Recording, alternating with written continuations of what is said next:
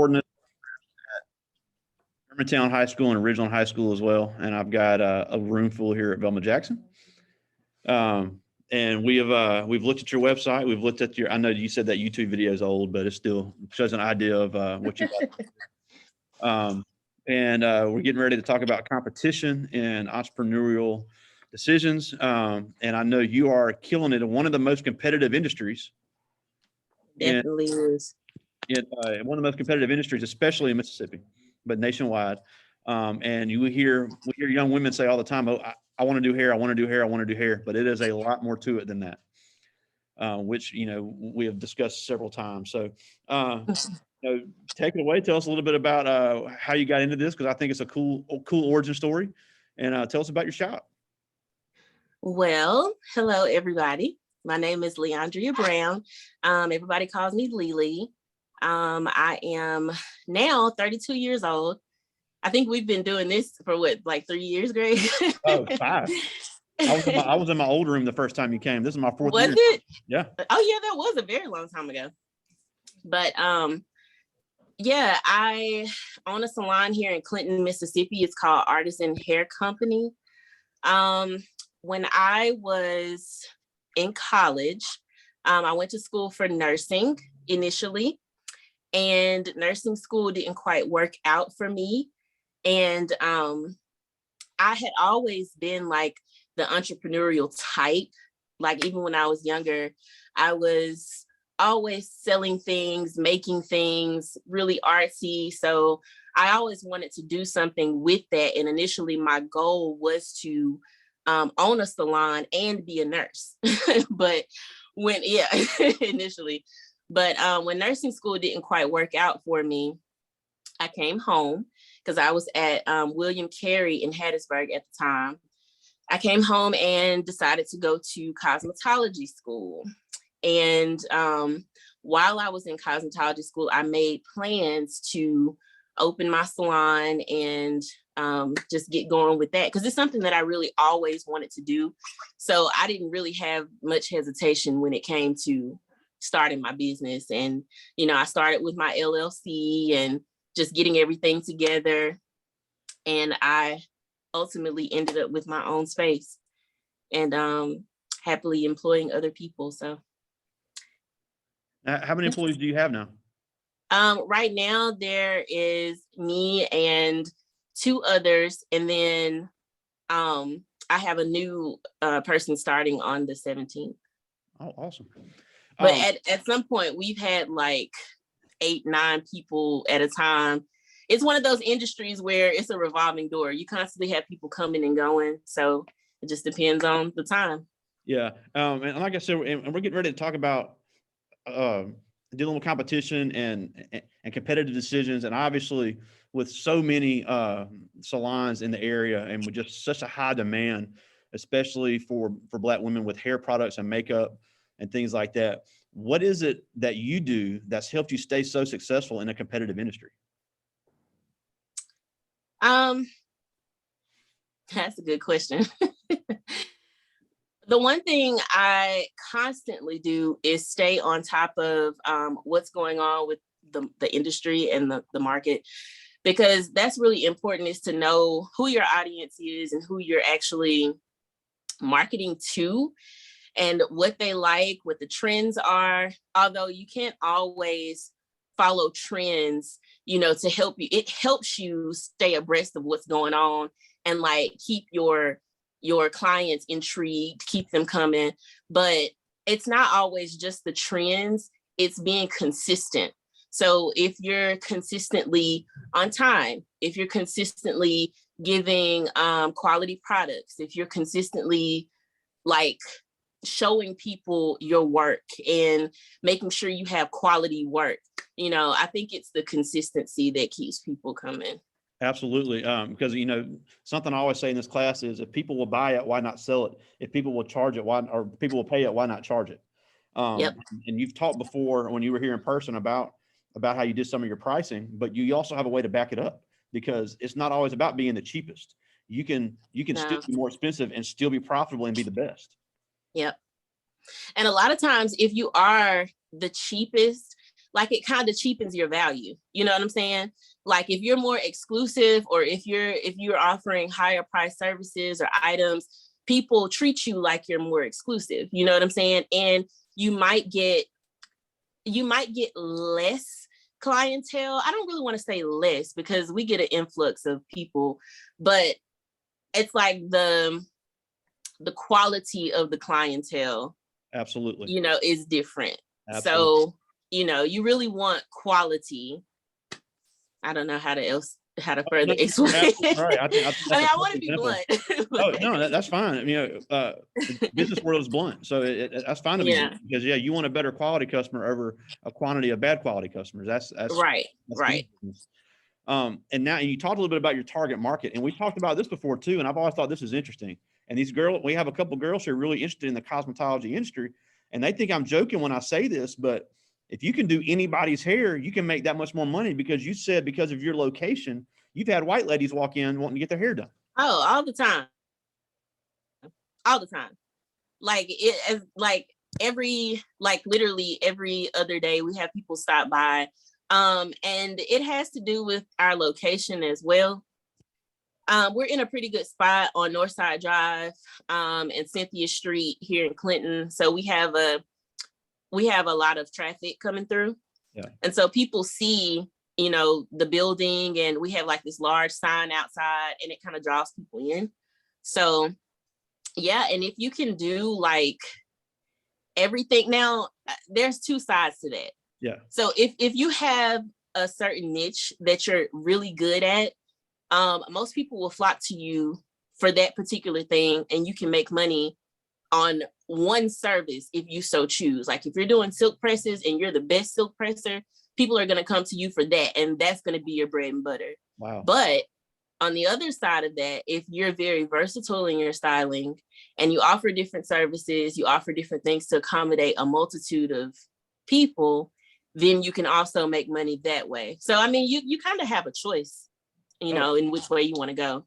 Yeah, I guess that makes sense. Either be really, really good at one thing, or be good at several things. I mean, and that makes perfect sense. Now, and also, obviously with COVID, you have some huge struggles like everybody else in the industry, but how important is it that you, not only you obviously have the salon side where you're styling, but you also have a very, very large product line where you're actually selling the products and have a lot of customers across the country. So how all does that work?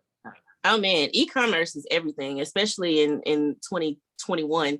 Like you really, it helped me pivot so much when it came to like what we dealt with COVID. We were down for about, I think we were out for like 3 months or so. And initially I was like, okay, what am I going to do? Because I mean, there were other ways and other programs that helped independent contractors and salon owners and everything just kind of stay afloat. But aside from that, you know, you can't really just stop, you know. So I decided, because we have an online store, we sell wigs, hair products, different things like that. So I decided to kind of play on that, kind of beef that up a little bit, because, you know, that's what I had at the time that was making money. So I started making more wigs. I started marketing more, running ads, because at that time, a lot of people weren't really getting out, going to different places, but people were still doing Zoom meetings. People were still going to work in some form, you know, and a lot of people still needed something done to their hair. And wigs was like a really big thing during that period of time. So I really, really started marketing to people who needed that specific type of product. And it worked out for me. Just that little pivot, you know, going from being in the salon every day to like really doing more with e-commerce, it helped a whole lot. It was important at that time to have both of those things going. So yeah, and that's awesome to always have the multiple streams. And you know, you talk about your big sign. You designed your own sign, and you've done the artwork there in the salon. So you're extremely a very gifted art person, and you've done a lot of your own advertising. But what about some of the things that you aren't as experienced in? Have you learned it, or have you hired other people to do that for you, as far as like the accounting? Oh, and that? Boy, like when I first started, naturally, the marketing side kind of came, and I'm still not great at that. I'd rather hire people to do a lot of the things that I'm doing now that I'm getting, like, my business is growing and I can't maintain this level of, so when I first started, it was important for me to be involved in every aspect of the marketing, the graphics, every small part, not only because I'm artsy, but I'm nosy. I like to know what's going on. I like to know what's going on. I like to know how to do certain things just in case. Because in this industry, in this business, like, it's good to rely on people because that's how you grow, is to allow people to help you. But it's great to know how to do a lot of those things yourself, just in case. You still want to know, like, what's going on behind the scenes. So when I first got started, I did that. I did everything. And now, like, as of late, I've been kind of outsourcing a lot of different things as far as marketing and stuff. I use Fiverr a lot. I use just different people that I know around here. We got a lot of talent around the Greater Jackson area. So I call on people that I know to help me out. And yeah, I hope that answered your question. I think I went off on a tangent, but No, perfect, because obviously, you want to use the skills that you're good at, but you don't want to try to do something you don't have experience in. Right. Because I have some of the same skills you have, but if you ask me to do some accounting stuff, I'd be lost. And that's, sometimes you got to outsource that. You're absolutely right. But definitely, like, even if you have to outsource it, just kind of stay in the know with what's going on with it. Just don't give your project over to someone and, allow them to do everything and you don't know what's going on behind the scenes. Because there will be a time, just like with my my online store. I started my online store from scratch myself in like 2012 or 2013. And it has evolved so many times since then. I've changed web hosts, I've changed everything, but I've done it all myself. Wow. But if, there was someone else that did my website, that's great, but I would still have to know the back office of the website. I still have to know everything about the money aspect of it, certain graphics, because you can't just call somebody at 2 a.m. and say, hey, I need to change this real quick. It's important that you know everything behind the scenes. Absolutely. So And now before I get to their questions, I do want to, for anybody looking to get into the cosmetology industry, if somebody was going to say they wanted to open their own shop, how important do you think it is for somebody to have that experience working in a salon first before they just throw themselves to the wolves? I'm going to give a bit of advice looking back. This is hindsight for me because I did not do that when I started. I worked in my mom's salon briefly because she's a stylist as well. She has a salon not far from here. So, but she's, she has an older clientele. I worked there as a braider while I was in school. So I was there briefly. It wasn't a situation where I was there learning, everything that I needed to know about the salon environment before taking on my own salon. However, I think it's super important to have a mentor or have had some type of experience working in a salon, being in the environment, seeing how the business side of everything works before you jump into that type of responsibility, because you really want to know how to handle working with people. You really want to understand what teamwork means. And let's see, customer service is everything. And you only get that by experience. You can be talented and do hair all day. Absolutely. But the business side of it and making sure people are taken care of and making sure you're getting returning clientele, making sure people are satisfied, that comes from customer service and experience. And you can only really do that by being around it. So and it's like you said, you need the customers more than they need you, especially in your right. Because there's so much competition, even in Clinton. So right. It's an extremely competitive industry, and you can do good at it. But you're right, that experience has to be top notch. And right. you do that even with the little things, having the atmosphere of your salon. The whole attitude you guys have there is, it's really contagious. Even just watching from we're not gonna always, as small businesses, people expect a lot from us, but we're not gonna always get it right. But the important thing is to make sure that, we're constantly progressing in that way. You just having that experience really takes it to the next level. And I was fortunate enough to learn at the same time, learn and grow, but everybody doesn't have that type of situation. And I had some guidance. Like I said, my mom's a stylist. I had some really good teachers when I was in hair school. So, I had the guidance, but everybody does not go that same route. So I think it's important for everybody to get that experience before jumping into. Yeah, and I know you went to the Academy of Hair Design, but I also know I've had some students go to Holmes Community College, Hines Community College, and they said that they're trying to push the business aspect more and more because it is so important. It's not just the. For sure. I say that all the time. I really wish at the time I had gotten more of the business aspect of this industry when I was in school, because we didn't really go over that. Wow. But I do want to get some of these questions. This is Jarvis Owsley, and he's a junior. And he asked, what do you think holds most aspiring entrepreneurs back from starting their own business? Ooh. It's several things that could be holding people back. For one, money, capital. Capital is important. It's something that we don't talk about, something that we don't think about. The way that I got my start, I was working.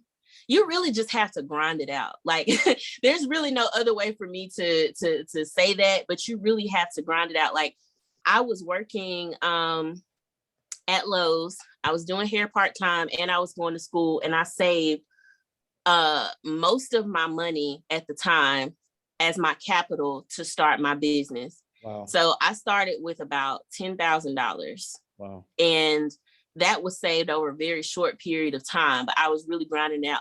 As an alternative, if you've been banking with a specific bank for a while, you can go and ask for a loan, or, the only thing about that, everybody is not disciplined enough to handle having loans and credit cards and all of that, so you really have to do your research and be prepared for something like that when you jump in.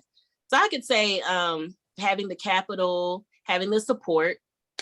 We think that we need an immense amount of support from family members, from, our friends and stuff, but really you just need yourself and a dream and to work. This is Darius Williams. He's also a junior, and we've looked at your website, looked at some of your prices, and this is a great question. He asked, how do you prove your product is worth the price?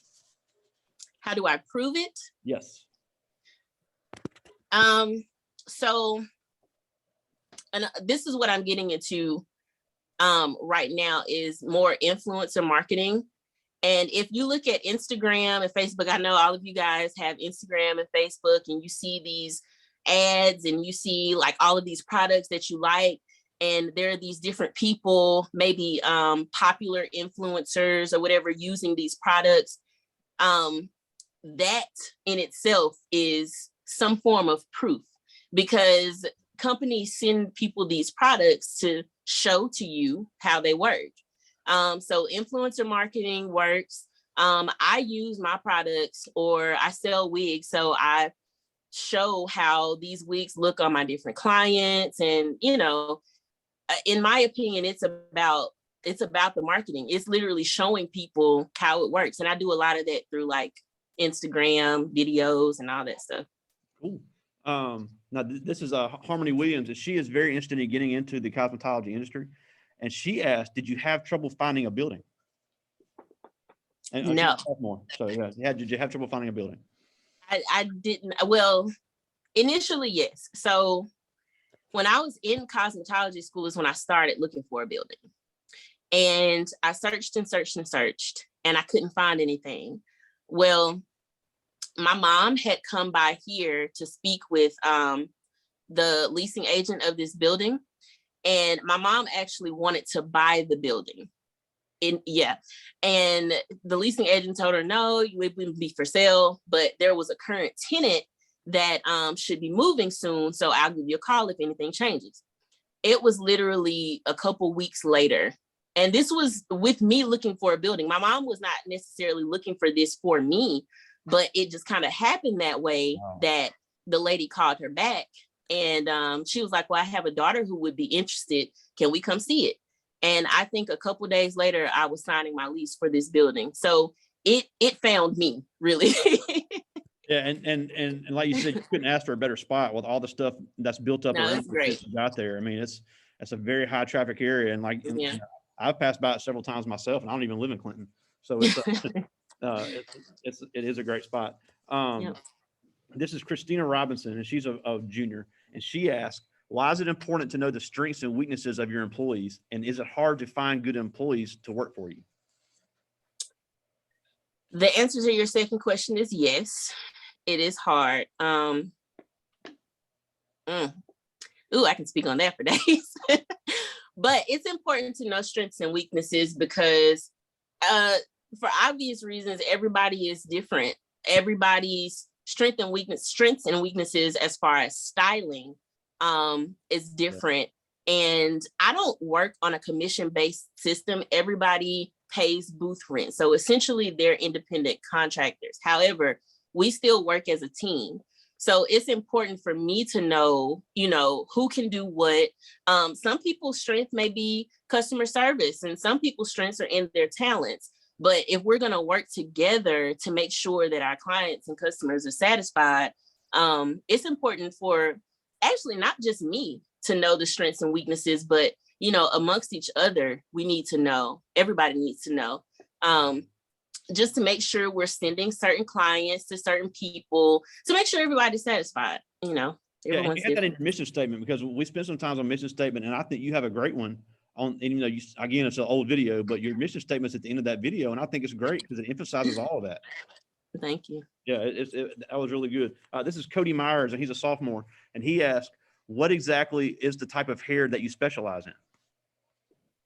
Hello, Cody. I specialize, I do everything. I consider myself a versatile stylist, and I always have been since I got started. I started braiding, and I no longer do braids anymore for several reasons, but I mostly do extensions now. I do extensions, hair color, haircuts, not really.